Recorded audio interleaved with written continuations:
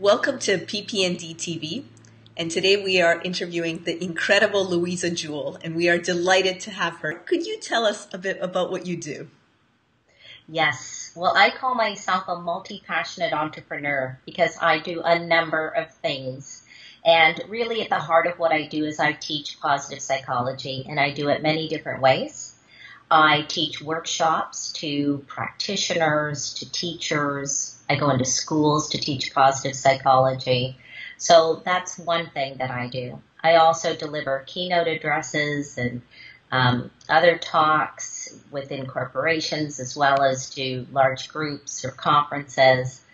And I also run a series of webinars for people, again, teaching different groups of people about how to apply positive psychology in different contexts. And I'm also writing a book right now. So I'm doing lots of things, but again, it's all around my passion and love for positive psychology. What is the positive psychology research finding that has most changed your life? The one thing that has had the most significant impact on my life is Barbara Fredrickson's positivity ratio.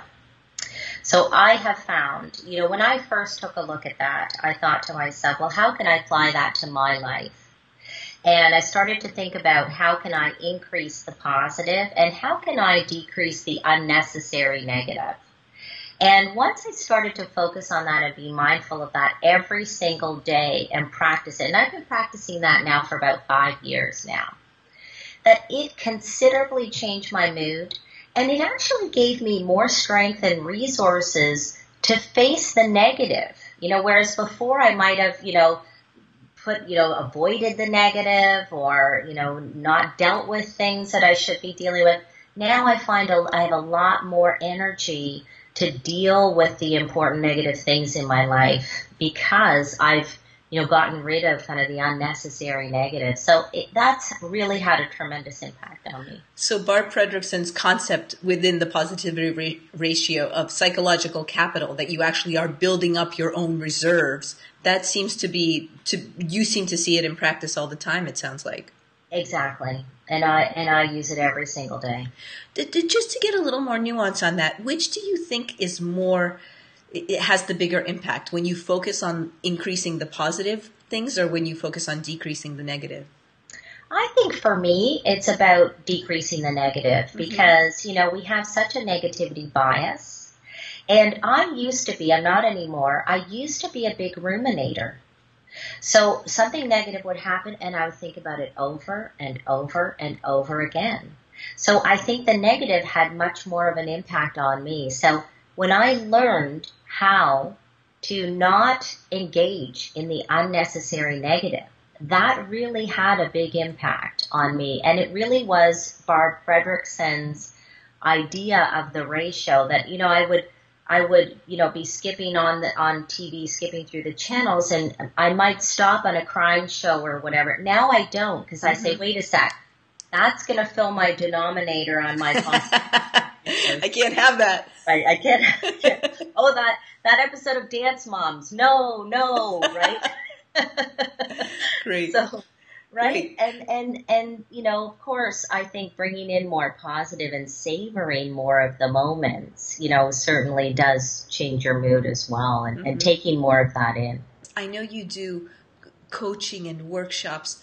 What is a story that you share in workshops that you find resonates the strongest with the people in the room?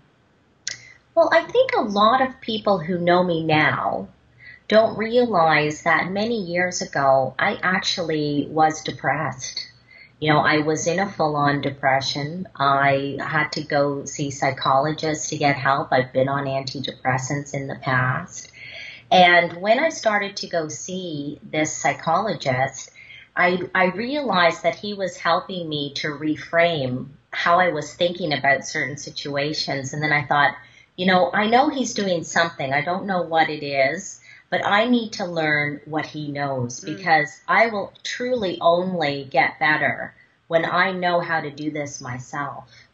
And that's really when I started to find out about positive psychology, and then decided to, fully immerse myself in the study of it, and started to practice it. And now I have never fallen into a depression again. So you told me this only just before the interview, and to me there was a huge surprise having known you for many years. I mean, I think of you as the woman who will go out late at night with your husband dancing, who wants to do these fun things, who really grabs at life excitedly. I've seen you do talks, I've seen you present. So to me, it was very surprising to hear this about you. Yeah, I think people would be surprised. They are surprised when they hear it. I just started, sharing this story in the past year or so. But, I've always been, I've always lived my life. I've always, but it's sort of, when I'm home that you sort of get all these feelings, or you have these sort of this inner talk that kind of robs you of those happy times. And that's what I was able to get rid of, get rid of the remedy. Reframe. Yes. Yeah. Yeah. That's great. Yeah. It's been great. It's actually been a miracle and wonderful. Really happy. Yeah, it sounds like a 180-degree turn. It just sounds huge.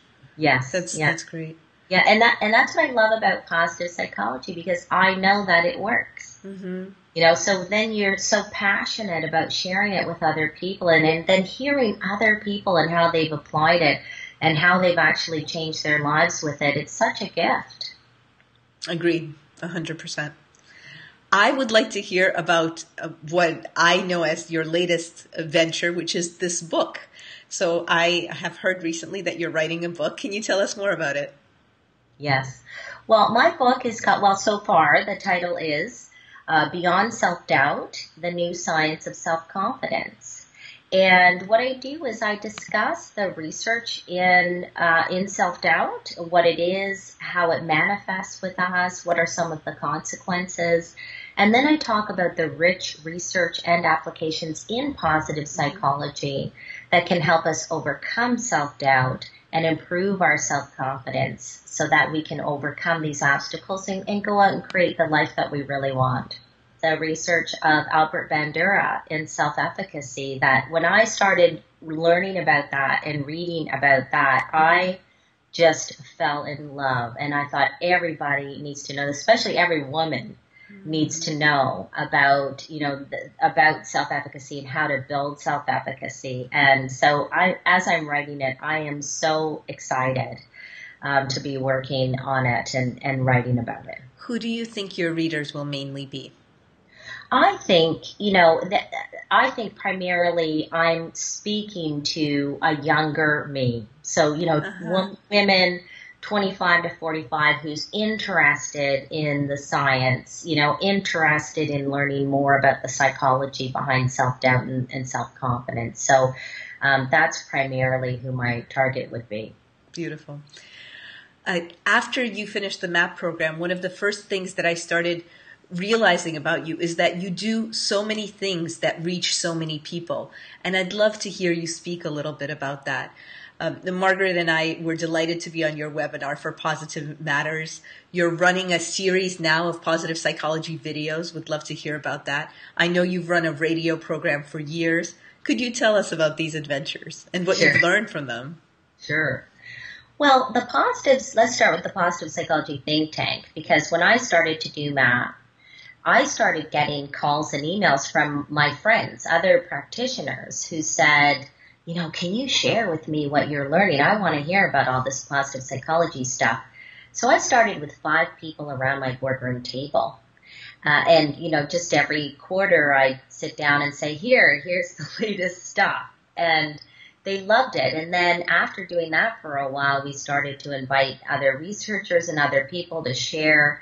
And now I have 1,200 people from around the world coming in, mainly practitioners, just to learn. Again, it's more about the application of positive psychology. So that's been very exciting.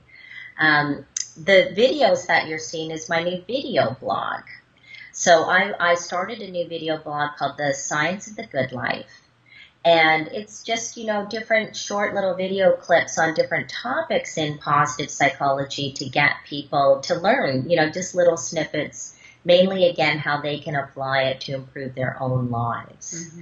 And then, the radio show I did for so many years, I don't do that anymore. But it's just something that I really enjoyed doing. It was one of the local radio stations. But now I guess primarily what I'm doing is I'm running the Canadian Positive Psychology Association. So that was a perfectly smooth transition. That is my next question. Can you tell us about the Canadian Positive Psychology Association and what it does? Okay, great.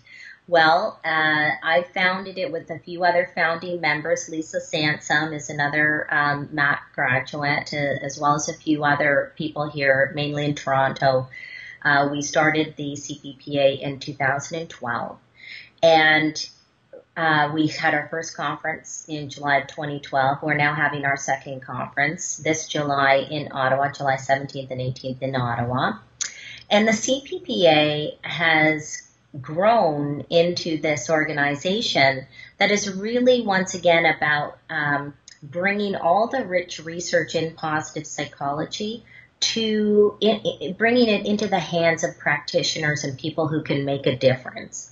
So for example, we had the Educating for Resilience conference in last November, and we invited teachers from across Canada to come and hear about applications of positive psychology to build resilience in schools. And since then, that has now attracted a number of different schools to come and get deeper on the topic. At the CPPA, we really are focused on improving the psychological health of all Canadians and everyone around the world who wants to hear our message. And really, we think of ourselves as the bridge between research and practice. And it's really about prevention, because there's a lot of organizations in Canada that focus on mental illness and focus on removing the stigma and, but there's really not a lot of, in fact, I don't know any organizations that are saying, wait a sec, how can we prevent depression? How can we prevent anxiety? And we need to do that because it's become epidemic in Canada. So we are a passionate group of people. We're growing every day. And it's just every day I wake up and I say, am I really doing this? Do I get to go out and teach positive psychology again today? I mean, how lucky am I? How great is this? If you were starting your business today instead of years ago, what would be the number one thing you would do business-wise from day one? I would take a marketing course. Say more about that. Say more. Because, you start to realize that you can be passionate about a topic, but if nobody knows about it, you can't help as many people as you want to help. And it's all about reaching people and improving lives. And if I don't know how to reach those people, then I'm not going to be as effective as I can. And so I think that I would learn marketing first. And then, go out and spread the message that way. And that's especially intriguing to hear from someone who has reached many people through the radio show, through the video blog, through the positive psychology think tank. So it's as if you're saying, I would have been glad to start that even earlier. I'm doing it now, but I would have been glad to start that even earlier. And done it more strategically, I think. I was doing all those things, not thinking marketing in mind. So if I had known, all this stuff that I'm learning now, I probably would be it would probably be a lot farther ahead. But, everything happens right at the right time, doesn't it? It does. It does. Like your book right now, like the Canadian Positive Psychology Association conference right now, all of these different things. It does. Yeah, I'm so excited about the conference. It's amazing to me when I see the people who are registering are researchers that I've read about from all over the world, and they're all coming here to Canada. We have great registration, so it's just, to me, it's so thrilling, and I can't wait to see everybody. I'm Sicilian, so when it's like hosting, family coming, it's like that feeling of hospitality and love and. Right? My positive psychology family from around the world. That's right. Exactly. And it really is true. My husband works in, he owns a technology company. The only time people call him is when there's problems. And he always says, you're so lucky because everyone calls you to say how great, everything is. And it's so true, isn't it? I mean, you just meet the most amazing people. That's a beautiful note to end on. Thank you so much, Louisa. Oh, thank you so much for having me, Senya.